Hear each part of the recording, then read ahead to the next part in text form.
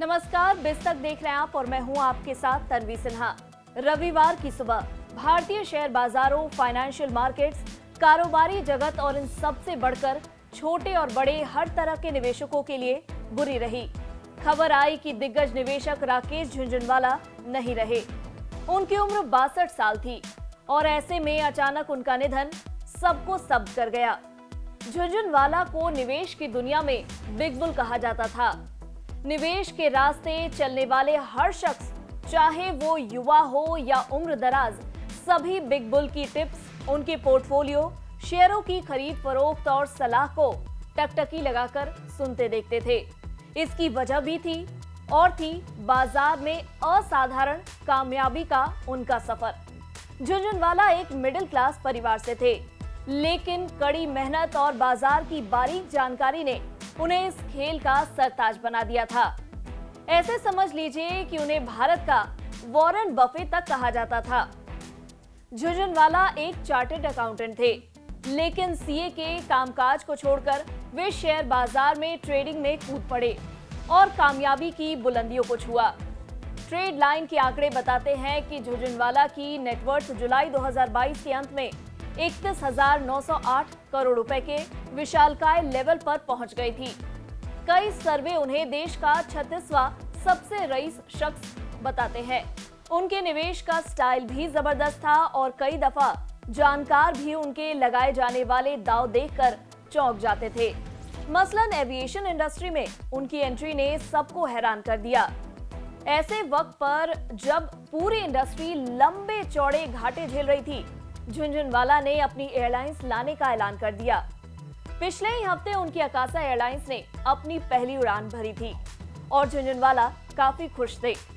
वे इस सेक्टर को लेकर बेहद बुलिश थे। उनका निवेश का सफर और स्टाइल ऐसा ही था।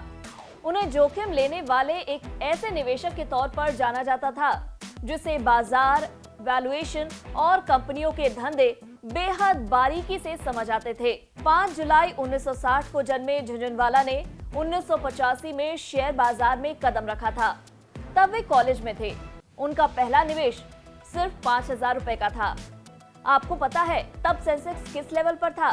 तब सेंसेक्स 150 अंक पर था और आज 2022 में जब उनका सफर खत्म हुआ, सेंसेक्स 60,000 के करीब है। झुनझुनवाला को पहला बड़ा मुनाफा करीब 5 लाख रुपए के रूप में 1986 में हुआ। तब उन्होंने टाटा टी के शेयर 43 रुपए पर खरीदे थे और 3 महीने के भीतर ही ये शेयर 143 रुपए पर पहुंच गए। टाटा टी में उन्होंने 3 गुने से ज्यादा मुनाफा कमाया। बस इसके बाद उन्होंने पीछे मुड़कर कभी नहीं देखा।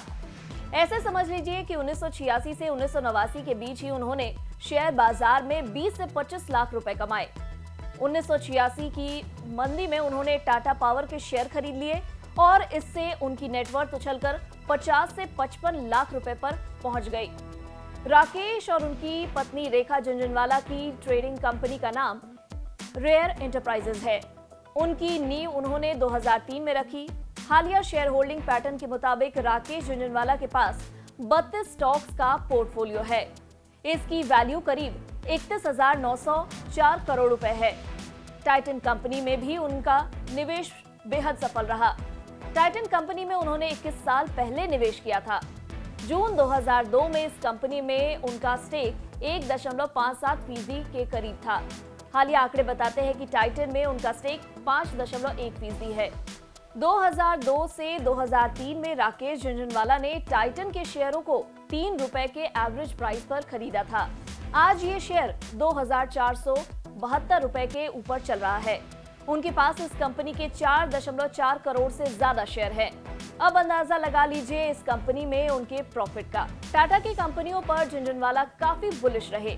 मसलन टाटा मोटर्स में उनका स्टेक 1.1% है, टाटा कम्युनिकेशंस में 1.1%, रैलीज इंडिया 9.8% और इंडियन होटल्स में उनकी हिस्सेदारी 2.1% है।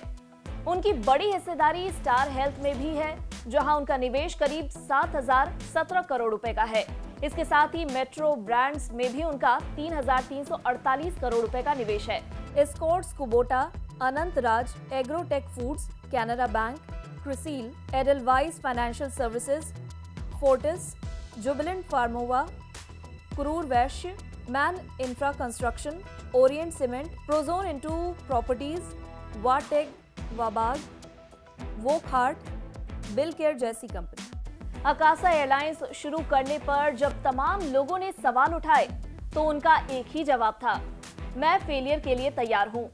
निवेश के पूरे सफर में वे इसी फिलॉसफी पर चले, जोखिम लेना, फेल होने के लिए तैयार रहना, लेकिन अपने कन्विक्शन पर टिके रहना।